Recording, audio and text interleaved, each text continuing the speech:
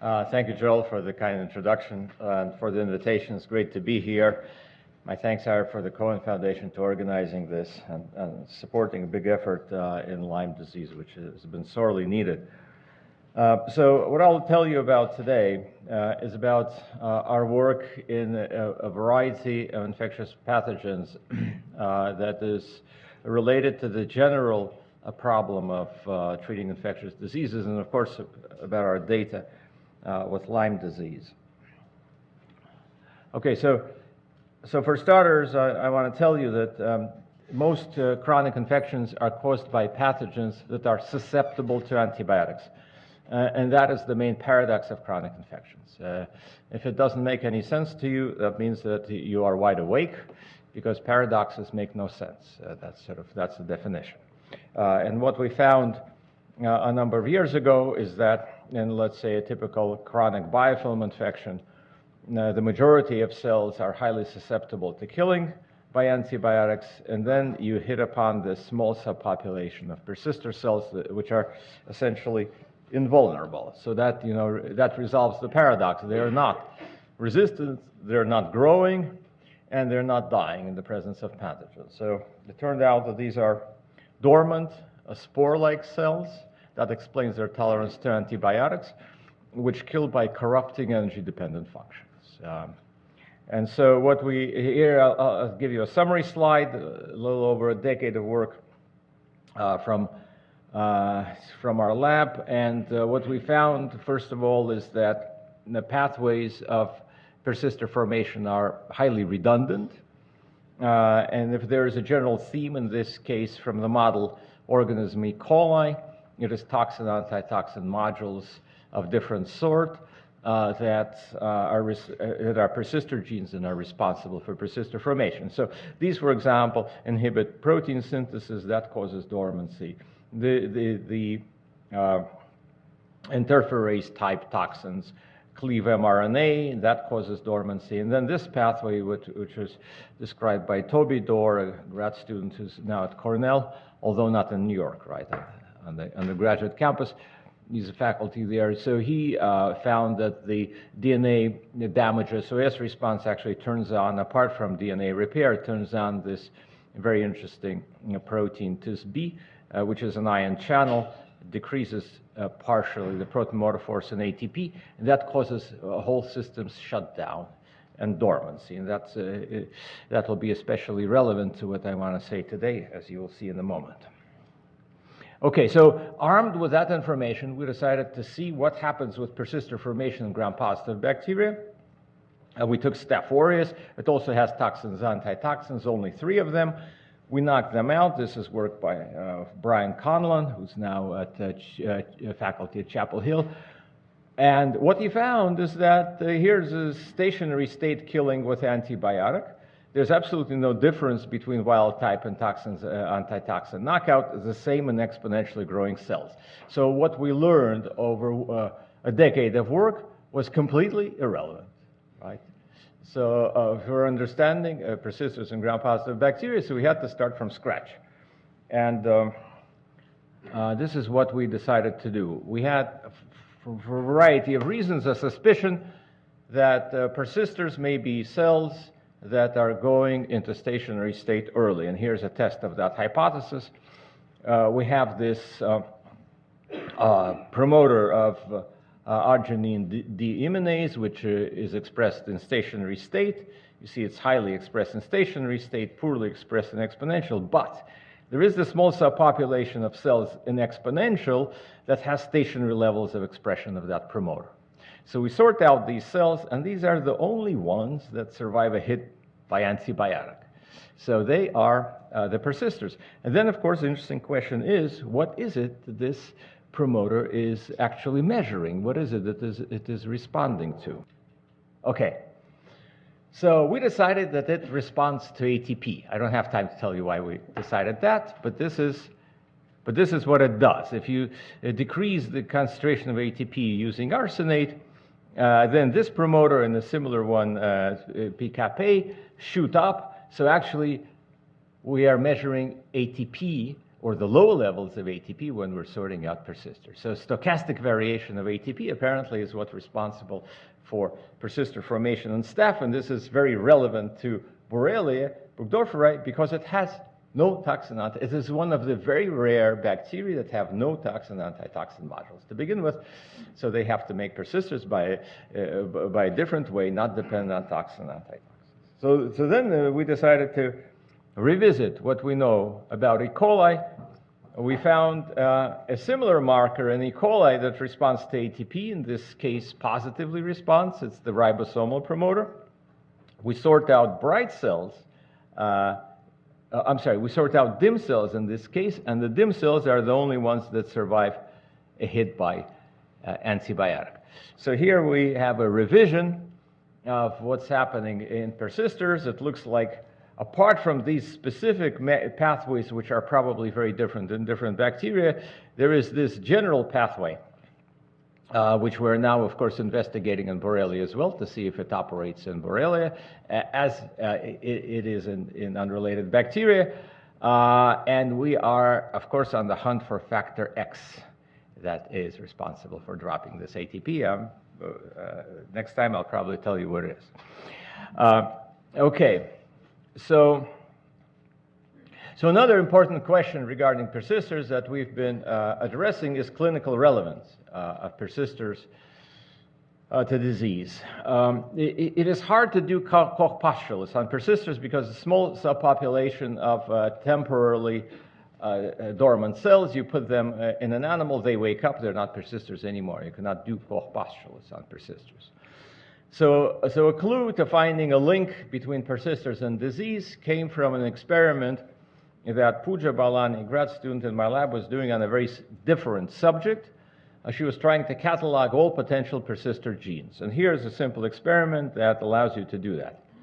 So you hit a growing population with antibiotic, you collect surviving cells, repeat it a couple of times, and you get an enrichment in mutants, high persister mutants, that make more persister cells, right? Then you can sequence the genomes and find out what those mutations are and what the genes are. So, but then when you look at this experiment, what comes to mind is that this is exactly what happens when patients are treated with antibiotics. They receive periodic high doses of antibiotics, and if being a persister is useful for the pathogen to avoid being killed by antibiotic, you will get selection for high persister mutants. So then we went hunting for such mutants in patients with the relapsing UTI, because we figured that this experiment has already been performed in humans on a massive scale. We just need to look at the results of that experiment. So I'll show you what we found. What we found is primarily in E. coli, a gain of function mutation in a hip A protein that makes it more active and it more efficiently shuts down translation and causes dormancy. And here are these mutants. They make 100 to 1,000 times more persisters than the wild types. So that links persisters to disease and also shows you that there's a separate phenomenon out there. Apart from heritable resistance, there's heritable drug tolerance. Two completely different phenomena, both employed by pathogens to avoid being killed by antibiotics. Okay, and then we decided to check this out in Borrelia burgdorferi. Now, so I asked Lyndon Hume, my collaborator, to give me a collection of Borrelia isolates from patients that have been treated with antibiotics. He said that's not possible for a variety of reasons, many of which you here appreciate. So then we decided to do something different. So from our investigation of E. coli, we were surprised to see that persister mutants come not only from patients treated with antibiotics, but also from commensals. So it looks like in Mother Nature there are lots of nasty compounds that hit the pathogen and select for high persistent mutants. You don't need antibiotic treatment in the clinic to select for them. So then we were thinking maybe the same thing may be happening with Borrelia that infect ticks. And so Sam Telford gave us a collection of Borrelia that we're screening now for the presence of high persister strains. And this is what we're finding so far. So this is the degree of killing by ceftriaxone of these isolates. And you see that this one, for example, is killed very well, but not these. Okay, so this is the same kind of a pattern that we see in E. coli, and we see in all other pathogens that we investigated and published so far. So we published this in M. tuberculosis, Pseudomonas aeruginosa, Candida albicans yeast. So it looks like this is a general phenomenon. This may be very relevant to the disease because one of the things that we will be discussing this afternoon is what is PTLDS and how you can predict and link initial infection to who will and who will not develop PTLDS. Well, this is one possible variable that you have. Some people are infected with an easy form of the pathogen and some with a form that will be more difficult to eradicate. So now I want to, from here, want to tell you about the compounds we've been working on in a variety of species to eradicate persisters. I'll start with one compound that we identified, and this is in an effort to eradicate biofilm infections of Staph aureus. Now, eradicating persisters, as you may imagine, is a difficult proposition because these are dormant cells. As I told you, they're not killed by existing antibiotics. And the pathways of their formation are redundant. That means you don't have a drug target, right? So that looks like a perfect dead end for us. But one thing that comes to mind when you see that nature came up with a perfect defense, nature usually comes up with a way against that perfect defense, right? So we started looking among natural products, asking the question, did Mother Nature bother to evolve an anti-persister compound? Knowing what we're looking for a compound that's going to hit an important target in the cell, corrupt it, and kill that cell, and that will require no energy, right? That's the magical compound that we're looking for. But by these criteria, we hit upon this old abandoned antibiotic, acyl depsipeptide. Or ADEP. It does an interesting thing. Its target is the CLIP protease. The CLIP protease normally recognizes misfolded peptides with the aid of this ATP-dependent chaperone, and then it digests them. In the presence of ADEP, the pore of the protease is open, and it can digest peptides without the need for ATP, and that's exactly, of course, what we're looking for. So Brian Conlon investigated this, did a big study, showed by proteome analysis that there's a massive degradation of mature proteins in the presence of ADEP.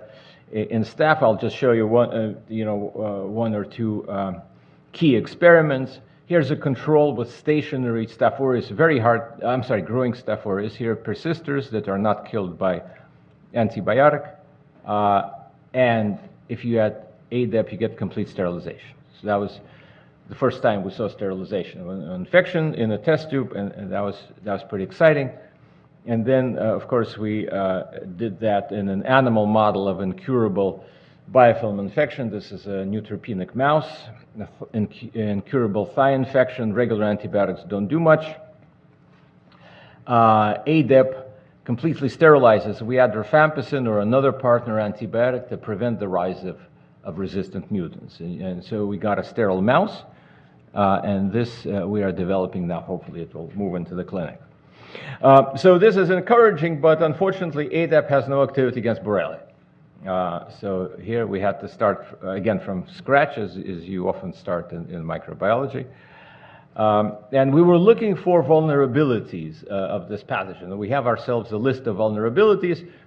And one thing that is helpful is that the genome is small, so it doesn't have a lot of tricks up its sleeve. The Borrelia actually doesn't with its small genome. So one thing that we were surprised to find is this.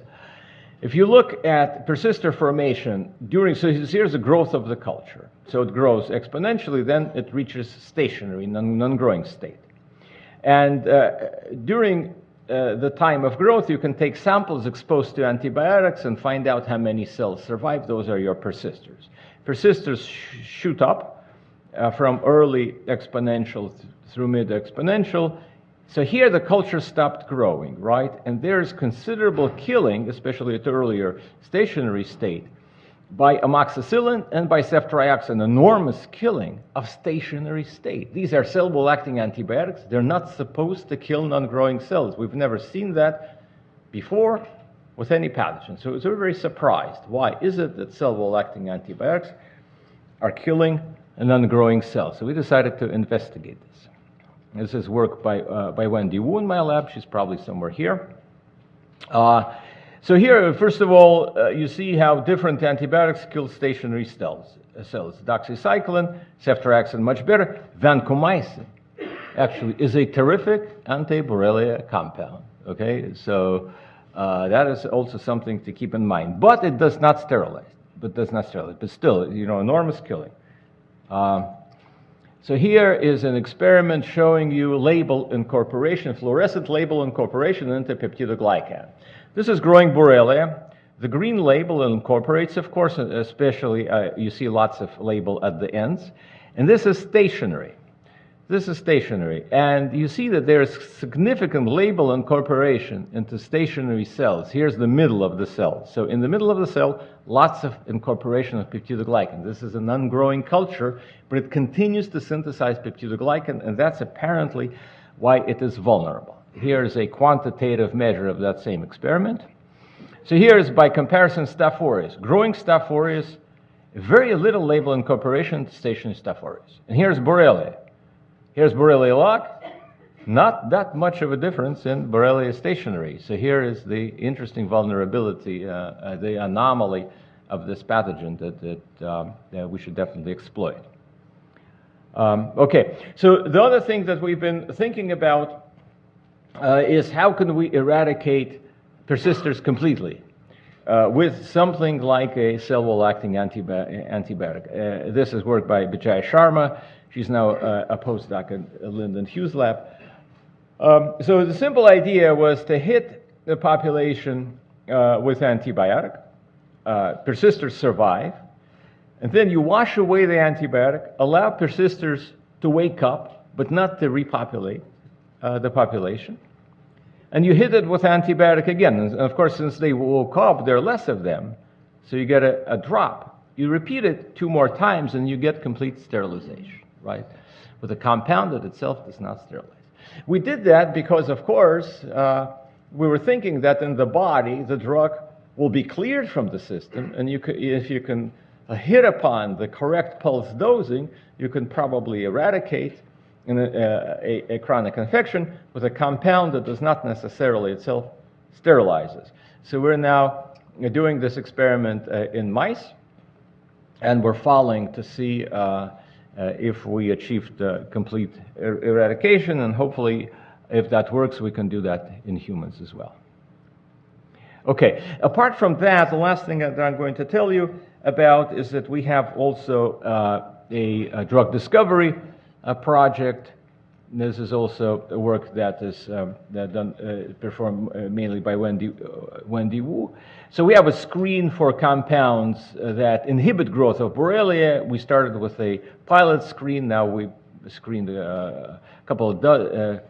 several such pilot screens now make up a bigger one. And our initial hits were, reasonably 0.45% hit rate. So we were looking for compounds that specifically act against Borrelia, don't act against other bacteria.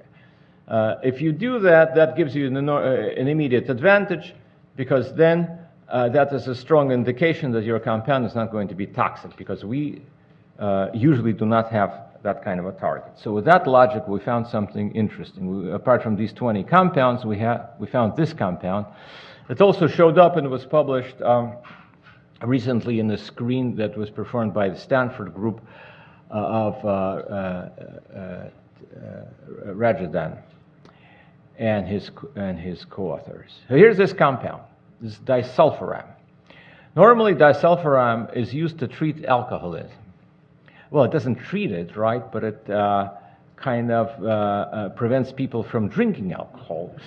Right, because it's anti-abuse. It's called anti-abuse because it inhibits this step in ethanol degradation. On the way from ethanol to acetate to carbon dioxide and water, there is this nasty compound acetaldehyde, which is toxic, and it is detoxified by acetyl dehydrogenase, acetaldehyde dehydrogenase. And that's what the disulfiram inhibits, so you get a horrible hangover. And, it's unlikely that you're going to drink alcohol a second time. Disulfiram is highly active against Borrelia burgdorferi, has no activity against other pathogens that we tested, so it's specific against Borrelia. And here, if you look at this ranking of antibiotics, here is very interesting. Disulfiram completely sterilizes Borrelia burgdorferi. It kills persisters. We are looking into the mechanism of this. This is quite unexpected. But the compound is, of course, approved. It's very safe. And so we're gearing up to do mouse studies to see if we can cure a mouse of Lyme disease. And then this becomes a very interesting candidate to treat Lyme in people. Okay, so with that, thanks to my team, to my collaborators, and to support, and I thank you for listening. I'll be very loud. Jim, could you perhaps hypothesize as to why Borrelia is particularly targeted with this pathway, with this drug? Does it, what is it? Is it an alcohol producer or something? That's an excellent question. Well, it is an anaerobe, so maybe that's why it's particularly vulnerable. Interestingly, it does not have a recognizable homologue of acetaldehyde dehydrogenase. Of course, that's the first thing that we checked.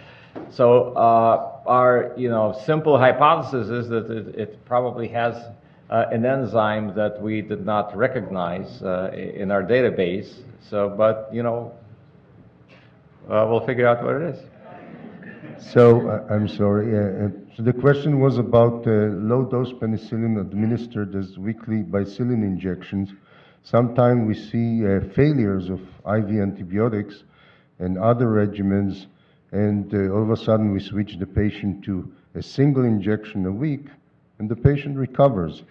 And the question is whether in all this hunt for the persister killing, whether there is any suggestion that there is a chemodetection, some sort of chemodetection by the microorganism which enables it to transform into a persister, into a, we know that there are naked forms that are dropping the cell wall, therefore the cell wall antibiotics won't work. Yeah. And the question whether this low dosing evades the chemodetection and therefore might offer a effective killing and prevention of forming persisters. Yeah, that's a good question. So one thing that you notice from these biphasic killing curves is that in the presence of antibiotics, persisters do not die. Once you take away the antibiotic, add fresh media,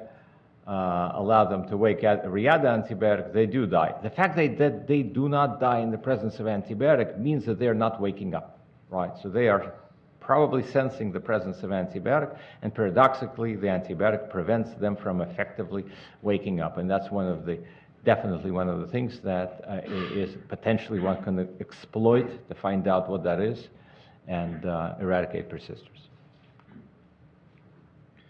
Just to go on that question of the disulfiram, do you see any difference between the B31 and any of the clinical isolates, either with disulfiram or some of your other drugs as well? I'm sorry, between what? B31 and clinical isolates? For disulfiram. We haven't done that yet. So we definitely are planning to test our whole panel with disulfiram. I have a question on, as we've seen with other microbes, the influence of, in particular, thinking about the case of E. coli, where a bacteriophage in one case was dropping in things like methyltransferases and reprogramming E. coli to become virulent and things like that. Do you see, or have you seen any evidence of the other part of the microbiome, the viruses or bacteriophage, adding some variability to either whether resistance or virulence or anything like that? In Borrelia. In Borrelia. Yeah, we have not seen it. Again, it keeps a very small genome. Yeah. It does not take up foreign DNA very easily. For example, I don't think that anyone has described Borrelia that carries a transmissible drug resistance marker. Determinant. And then another thing about Borrelia and resistance that is useful to keep in mind is that the disease is apparently not transmissible between humans. So that means that every human is a dead end in a way.